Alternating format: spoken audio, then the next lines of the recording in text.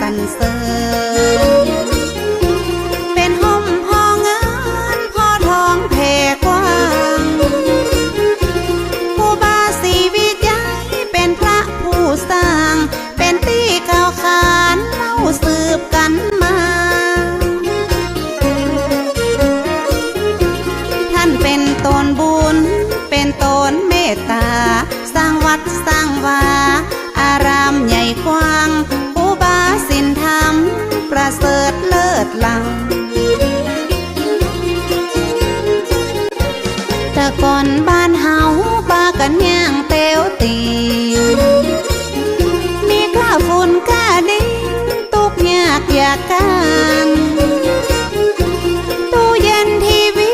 ยังบ่มีเข้าบ้านถนนหนทางบ่ได้ลาดยางบ่ต้อยดอยสุเทพลมพัดซอยซอยเป็นตาเป็นดอยลัดตามห้อยห้อมหอยเป็นหมอกเป็นเมยปัดเจยจุ่มเนิน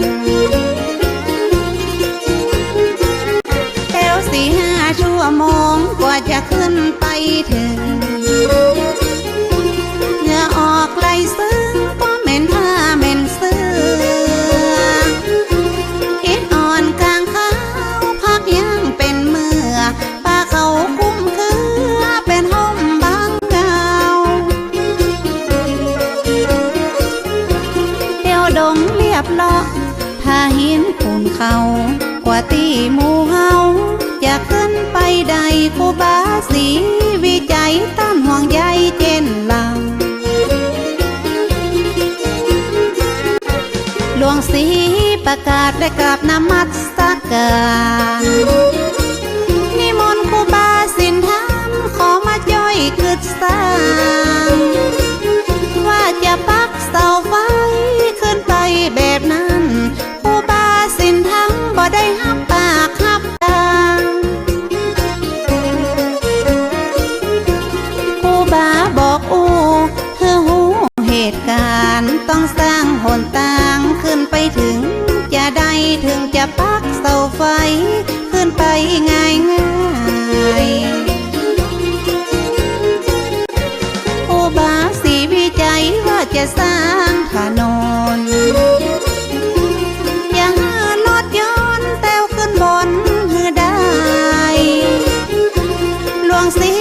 ประกาศยกมือสาขึ้นไว้ว่าเฮาบ่มีเครื่องไว้เครื่องใจทุนแร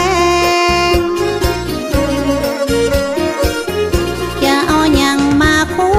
ดปืดหินดินแข็งบ่มีเงินแสนเฮาตึงแป้งบ่ได้ครูบาเจ้าสีวิจัยท่านตึงบ่ไหวบ่วัน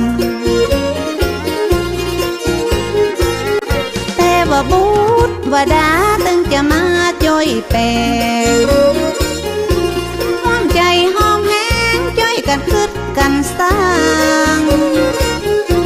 แต่บ่มีเงินเป็นแสนเป็นล้านจ่อยกันคึดสร้างมันตึงจะใหญ่ขึ้นมา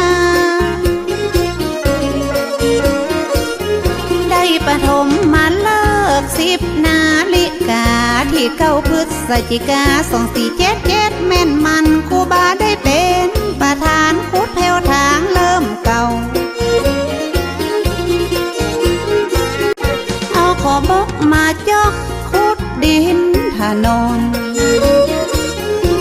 ลูกศิษย์ลูกย้อมต้อยตามครูบาเจ้าฟันบากถากทางต้นไม้แดงมีเป้าห้อมห้อยภูเขาเป็นเขตเป็นแดงกำมีดมุยขอบกมาจกแผ่นดินแข็งปันเขตปันแดนคนละเล็กละน้อยปันตาปันหอยลัดขึ้นดอยมุ่นจริงจ่อยกันท หินบ่าพาพาเลิศตกมาไผ่ตึงบ่ใจหินตึงผัวตึงเมียไข้หัวนั่งยิ้มพาเลิศตกกิ้งไผ่ตึงบ่จมสักกาคนที่มาจ้อยสร้างบุญต้วยกันบ่หวังเงินหวังคำปิกจองปิกบานหวังกุศลผลนำสุขบานแต่ลังระยะเริ่มสร้างคนก็ซ้ำบ่หลายต้องเลี้ยงวัวเลี้ยงควายทำนาเกี่ยวข้าวเจ้าแก้วนวรัตน์ก็เป็นห่วงแต่เล่าสงสารครูบาเจ้ากลัวจะเสพบ่ตานเจ้าแก้วนวรัตน์เป็นห่วงเป็นหามกลัวว่าหนทางบ่ลุล่วงไปนาสงสารครูบากลัวว่าจะเดือดร้อนครูบาต้านเจ้าว่าบ่เดือดร้อนยังบ่เมินบ่นานคนจะไหลมาคอนคนจะหลั่งไหลพากันมาตัวห้องถนนจะต้องเสร็จภายใน6 เดือนคนฟ้าละมีตึงบ่มีในเหมือนผู้คนพลเมืองไล่กันมาร่วมสร้างตัดไม้